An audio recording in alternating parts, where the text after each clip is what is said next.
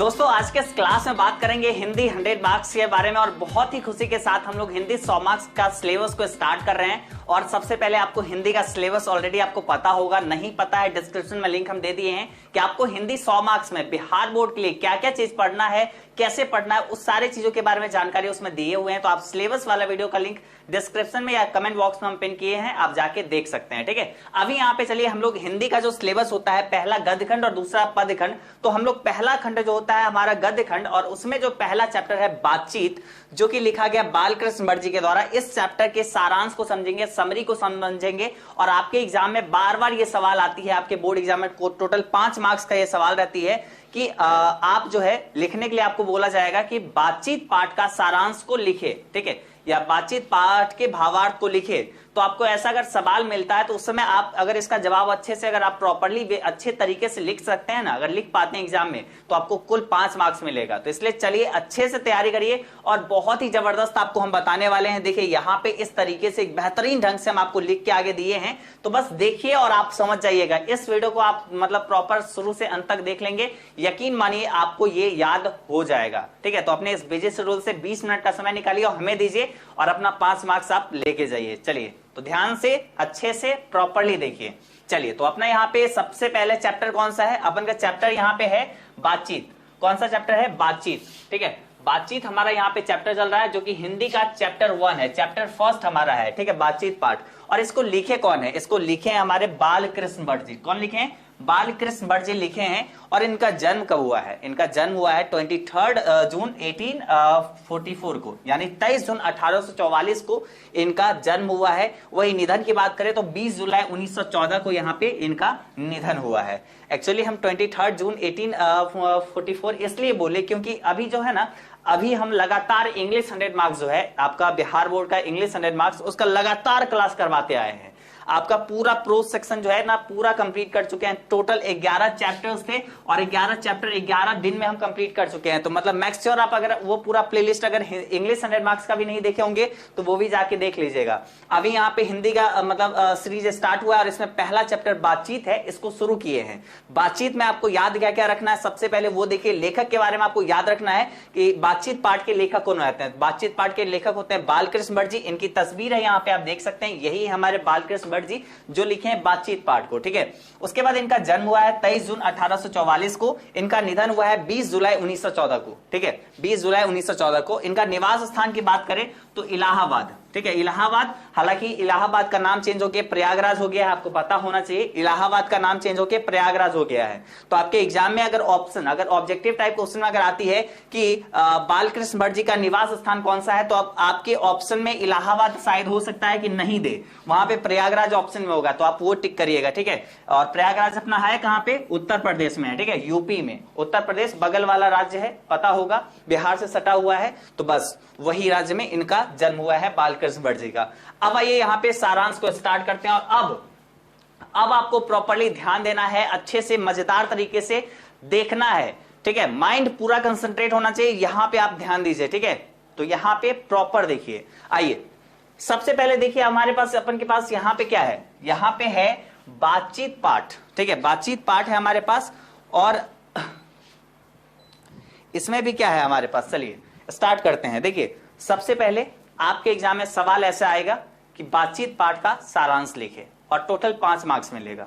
और कैसे लिखना है वो अब देखिए, और एग्जैक्टली आप अगर डिटो इसी तरीके से लिख देंगे तो आपको 5 में 5 मार्क्स मिल जाएगी। चलिए स्टार्ट करते हैं। देखिए बातचीत शीर्षक निबंध आधुनिक काल के प्रसिद्ध निबंधकार बालकृष्ण भट्ट द्वारा लिखा गया है। देखिए बातचीत शीर्षक निबंध, सबसे पहले तो यहाँ पे ये क्लियर हुआ कि बातचीत पाठ क्या है? ये एक निबंध है। ये क्या है? एस्से है, ये एक निबंध है जो कि आधुनिक काल के प्रसिद्ध निबंधकार, बहुत ही आधुनिक काल के बहुत ही फेमस जो निबंधकार हैं उनके द्वारा, मतलब बालकृष्ण भट्ट जी के द्वारा यहाँ पे ये बातचीत पाठ को लिखा गया है। ठीक है, तो याद रखिएगा इस तरीके से आपको लिखना है। बातचीत शीर्षक निबंध आधुनिक काल के प्रसिद्ध निबंधकार बालकृष्ण भट्ट द्वारा लिखा गया है, जिसमें वाक शक्ति को लेखक ने ईश्वर का वरदान बताया है। कि हम लोग जो आज बोल पाते हैं, वाक शक्ति जो हमें है, हमें बोलने की क्षमता जो है, इसको लेखक जो है बालकृष्ण भट्ट जी जो है ये ईश्वर का वरदान बताए हैं कि ईश्वर ने हमें ये खूबी दी है, ईश्वर ने हमें ये वरदान दिया है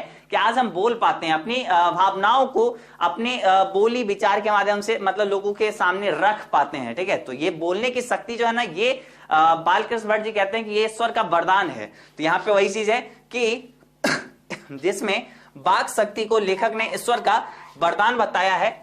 बालकृष्ण जी कहते हैं कि वाक शक्ति अगर मनुष्य में ना होती तो ना जाने इस गूंगी सृष्टि का क्या हाल होता। यहाँ पे बालकृष्ण भट्ट जी कहते हैं कि अगर हम लोग में, अगर हम में अगर वाक शक्ति ना होती, अगर बोलने की क्षमता नहीं होती, तो फिर पता नहीं इस गूंगी सृष्टि का क्या हाल होता। किसी को कुछ कोई व्यक्ति किसी को कुछ बोल नहीं पाता और ऐसा लगता कि पूरा सृष्टि, पूरा संसार ही अपना क्या है, गूंगा है। कोई किसी को अपना भावना, अपना फीलिंग्स को बता नहीं पाता। तो यहाँ पे ये चीज बालकृष्ण भट्ट जी बताए हैं। आगे वे कहते हैं कि बातचीत में वक्ता को स्पीच की तरह नाच खराज जाहिर करने का मौका नहीं दिया जाता।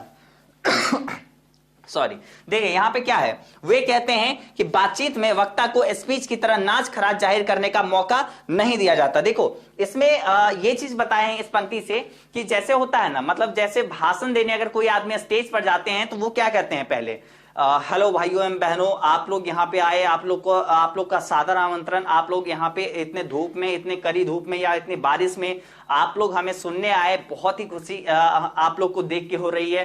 पीछे जितने लोग हैं आवाज आ रही है, नहीं आ रही है, मतलब वही सब नाच खराज कर रहे होते हैं, मतलब बेकार की सारी बातें टाइम पास कर रहे होते हैं।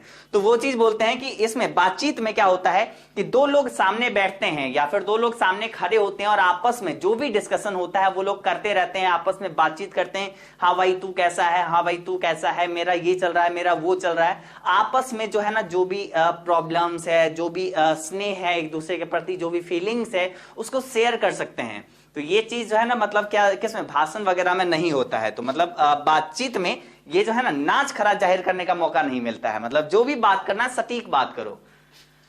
अब उसके बाद आगे चलिए, आगे देखिए, वे कहते हैं कि जैसे आदमी को जिंदगी मजेदार बनाने के लिए खाने पीने, चलने फिरने इत्यादि की जरूरत होती है। जिंदगी कब मजेदार होगी, जब आप लोग खाना पीना खाएंगे, चलेंगे फिरेंगे, तभी मजेदार होगी ना। ये थोड़ी है कि एक का किसी का पैर टूट गया और वो बेड पे रेस्ट है और वो उसका जिंदगी कहेगा हम मजेदार तरीके से जी रहे हैं, मतलब जब बस इतना अच्छा जिंदगी और किसका होगा। तो ऐसा नहीं है ना, तब तक जिंदगी मजेदार नहीं होगा जब तक चल फिर नहीं सकते हैं, खाना पीना अच्छे से नहीं मिलेगा।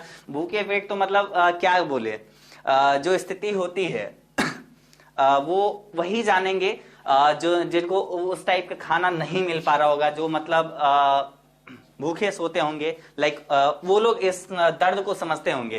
तो जिंदगी तभी मजेदार बनती है जब खाना पीना मिलता है, चल फिर सकते हैं आदमी, तभी तक। और वैसे ही बातचीत भी अति आवश्यक है, जिससे क्या होता है, चित्त हल्का और स्वच्छ हो जाता है। ठीक है, और मवाद जो हृदय में जमा रहता है वह भाव बनकर उड़ जाता है। देखो यहाँ पे वो बताए हैं, जैसे जिंदगी को जीने के लिए, जिंदगी को मजेदार बनाने के लिए हम लोग को चलना फिरना, खाना पीना, ये सब बहुत जरूरी है।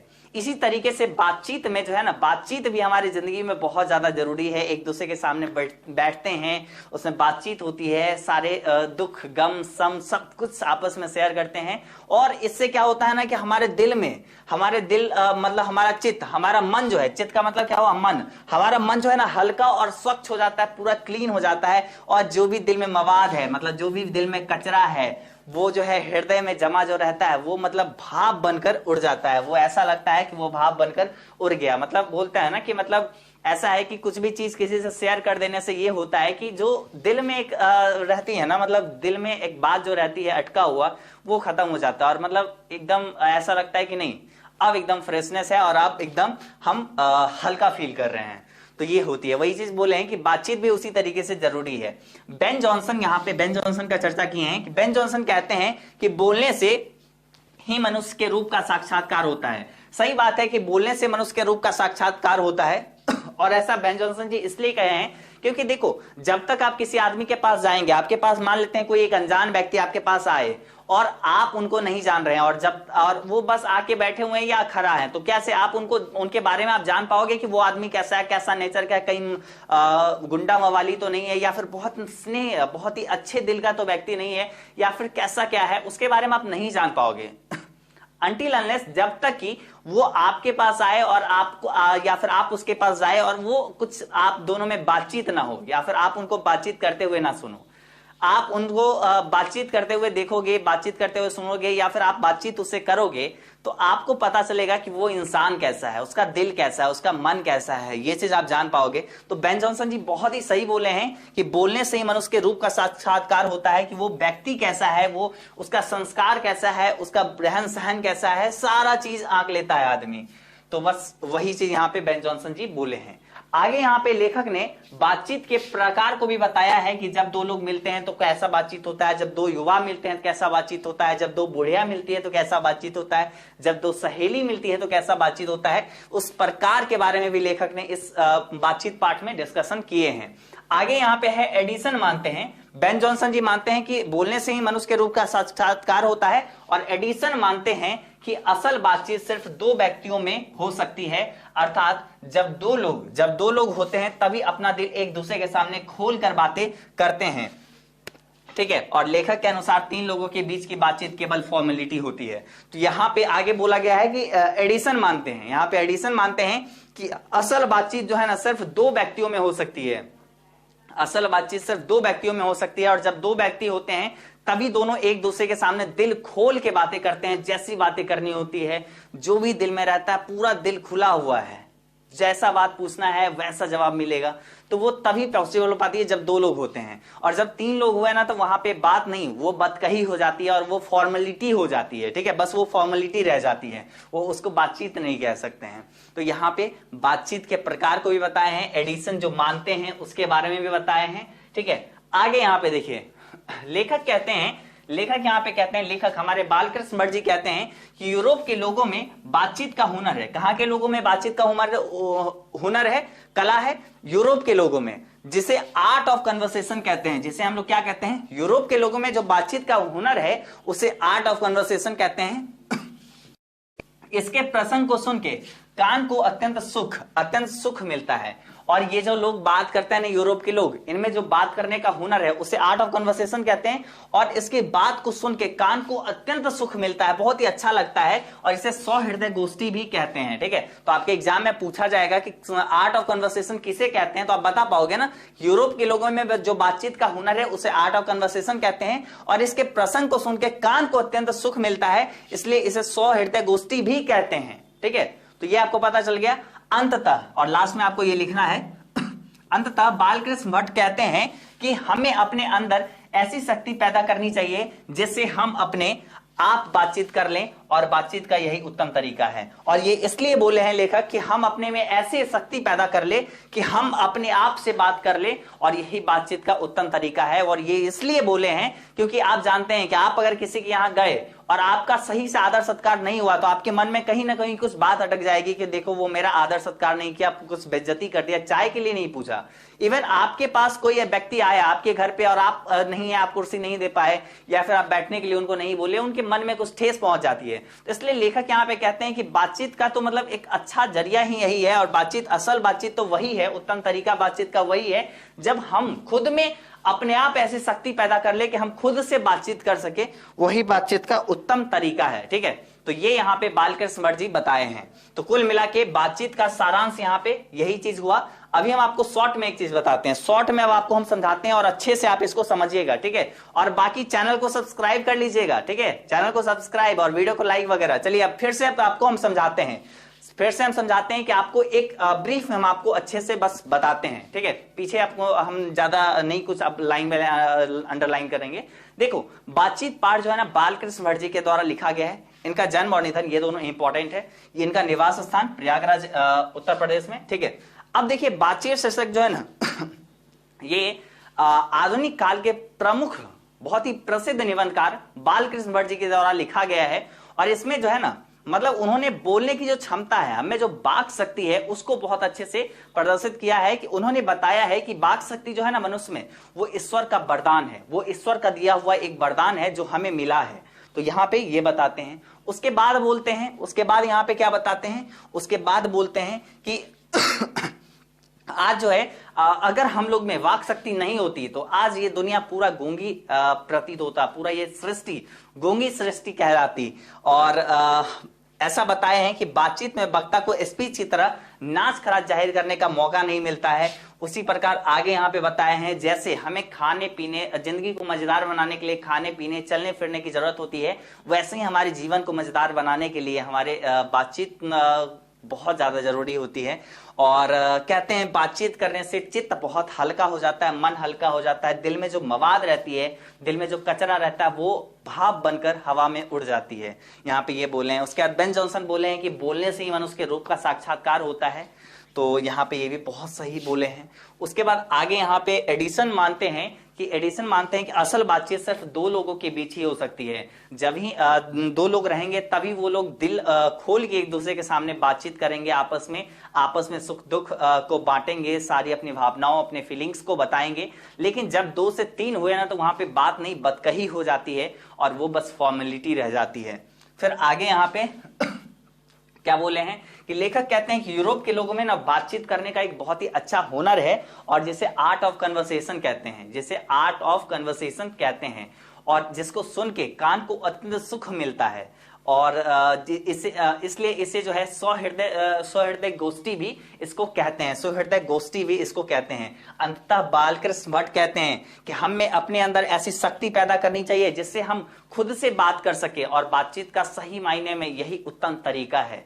तो यहाँ पे कुल मिला के ये चैप्टर हो जाती है। आपको उम्मीद करते हैं कि समझ में आ गया होगा। और कैसा लगा, सच में कैसा लगा, आप नीचे कमेंट करके जरूर बताइएगा। आपका कमेंट देख के हमें बहुत खुशी होगी कि हम आपको बेहतरीन ढंग से समझा पाए, नहीं समझा पाए, आप निश्चित रूप से हमें बताइएगा कमेंट सेक्शन में। बहुत हम इंतजार करेंगे आप लोग का कमेंट का।